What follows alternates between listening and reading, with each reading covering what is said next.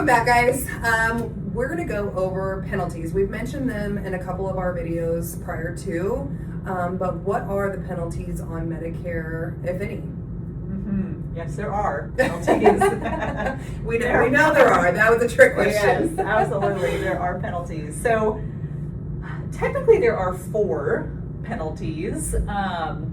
One of them I honestly learned about 6 months ago. I've never heard of it before. I've never seen it before. And it's a Part A enrollment penalty. And how long have you been doing this? Okay, 10 years. Okay. So yeah, I don't even know how someone would run into that. So honestly, that would be something we would Unicorn. deal with if we Yeah. ran into it, right? So Part A, hospital penalty.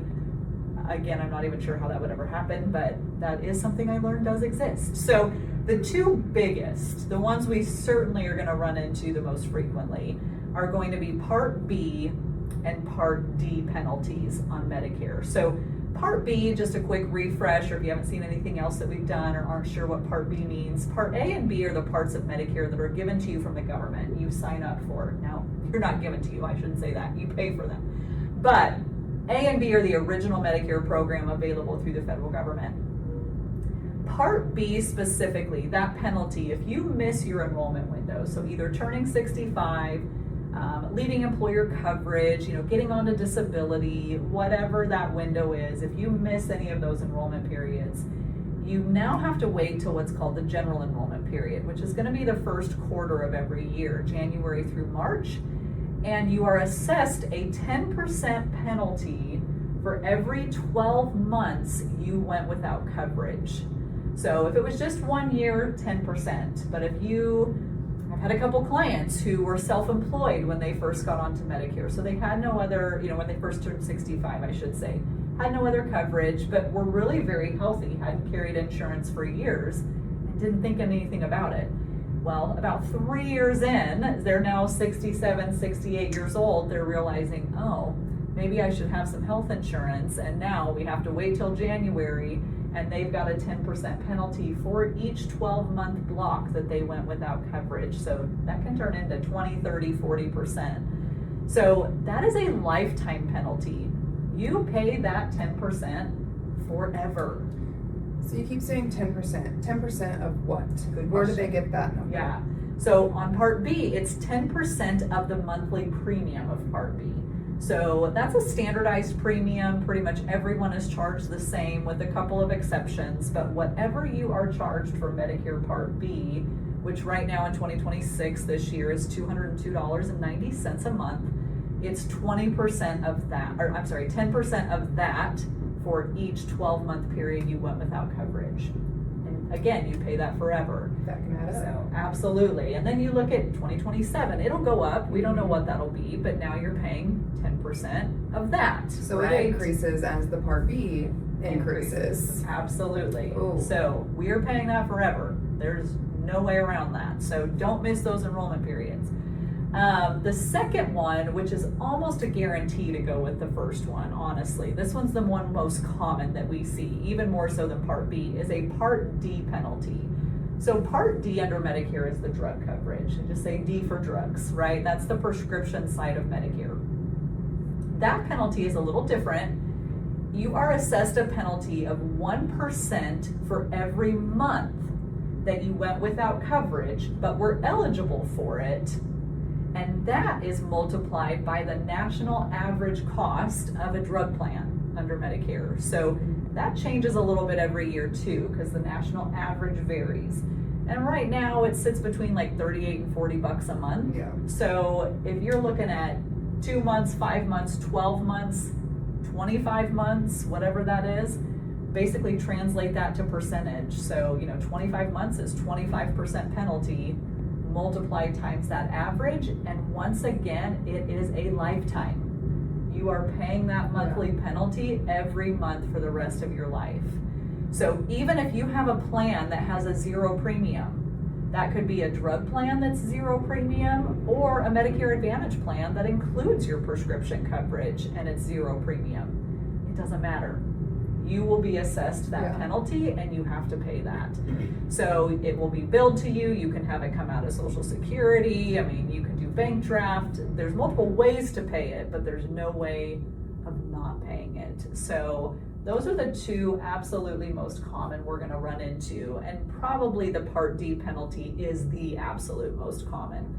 Most people will hit their Part B enrollment, but a lot of people assume, I don't take any medicines, why do I need a drug plan, right? How many times have we Or, heard that? yeah, 100%. And if we can catch that on the front end, we can fix it, you know, but if we hear that on the back end, now we might have to be the bearer of bad news that says, hey, well, we can't get rid of it, but we can keep it from getting any bigger, Yeah. right?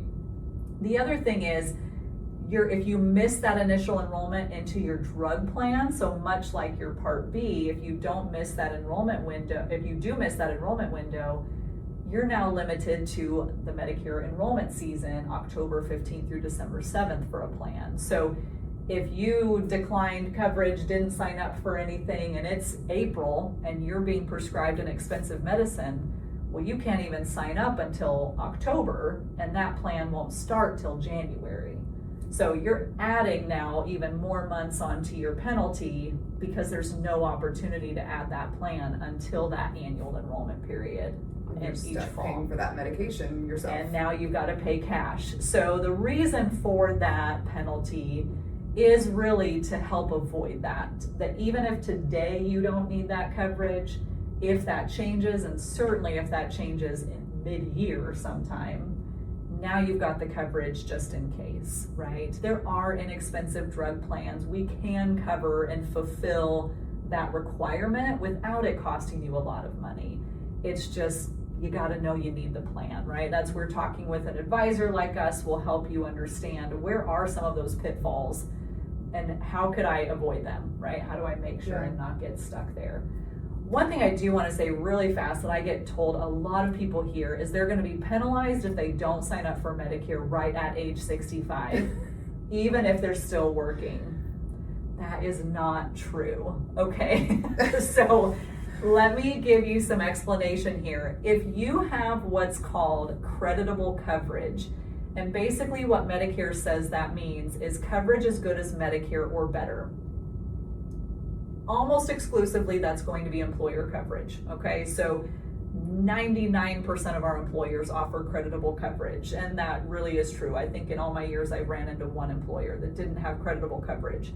So as long as that employer is offering you coverage as good as Medicare or better, you can keep that employer coverage as long as you want.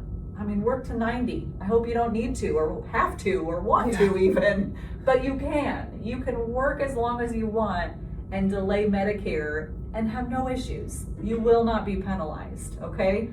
However, if you do not have creditable coverage, either the employer isn't creditable or you're on the marketplace, that's not creditable. COBRA is not creditable, okay? Cost sharing, the health share programs, short-term medical plans, those are not creditable. So really the only way to have coverage in place and not need Medicare is that employer coverage that's creditable. But as long as you do, which again, most people in that situation will, you don't have to have Medicare, and you're not gonna get penalized for delaying it. And you won't be penalized for Part B or Part D, neither one, okay? Because creditable means your drug coverage is as good as Medicare or better, and your medical coverage is as good as Medicare or better. So you can keep your employer coverage and delay Medicare as long as you want or need to. If you're not sure which is the better way to go, well, we do that all the time. You know, we'll compare that with you, sit down side by side, okay, here's that employer coverage, here's Medicare, which one makes the most sense? Sometimes it's Medicare, sometimes it's your employer coverage. So we'll sit down and have that conversation with you. But yeah, please understand, it's well-meaning people that don't want you to be penalized. I understand that, but it's also often uninformed that no, you are not going to be penalized if you don't enroll into Medicare right when you turn 65. So any questions about any of that, please call us. I know that's a lot. Penalties are something to take seriously, but it's also not something that just everything about Medicare is going to penalize you. You know, calling us, working with us early on, we're going to make sure you avoid all of that and don't have to mess with it. Yeah.